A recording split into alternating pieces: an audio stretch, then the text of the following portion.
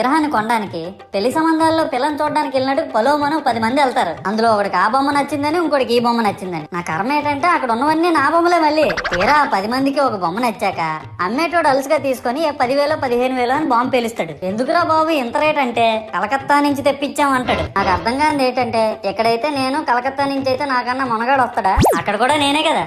ఇలా నన్ను బజార్లో పెట్టి బేరం ఆడి నా మొహానికి ముసుగేసి వ్యాన్ ఎక్కిస్తారు. ఆ వ్యాన్ డ్రైవర్ గాడు నేను ఉన్నానని కూడా చూడకుండా ఏదో ఆలోచించుకుంటూ డ్రైవ్ చేస్తా గతకల్లో గబ్బి గుబ్బి మని తీసి నా కాల్లో చెయ్యి ఇరగొట్టేస్తాడు. ఈ విషయం చందాలు ఇచ్చిన చిన్నోళ్ళకి తెలిస్తే మళ్ళీ ఇరిగిపోయిన బొమ్మ పెట్టకూడదని ఏ బొమ్మ రాసి కవర్ చేసేస్తారు. సరేలే జరిగిందేదో జరిగింది, నా భక్తులే కదా కూల్ బ్రో అని చిల్లయ్యే లోపు నన్ను పందిర్లో పెట్టి ముసుగు తీసి నాకన్నా పొడుగున్నే సౌండ్ బాక్సులు 2 నా చెవులు పక్కన పెట్టి డీజే గణేష్ బ్రో అని చెప్పి నా పాటలను కూనీ చేస్తారు. సరేలే పిల్లలు కదా ఇప్పుడు కాకపోతే ఎప్పుడు ఎంజాయ్ చేస్తారు, కాసేపట్లో పూజ స్టార్ట్ చేస్తారని వెయిట్ చేస్తా ఉంటే ఆ 5 రూపాయల వ్రతకల్పన బుక్ చూస్తే అది ఎక్కడ లేని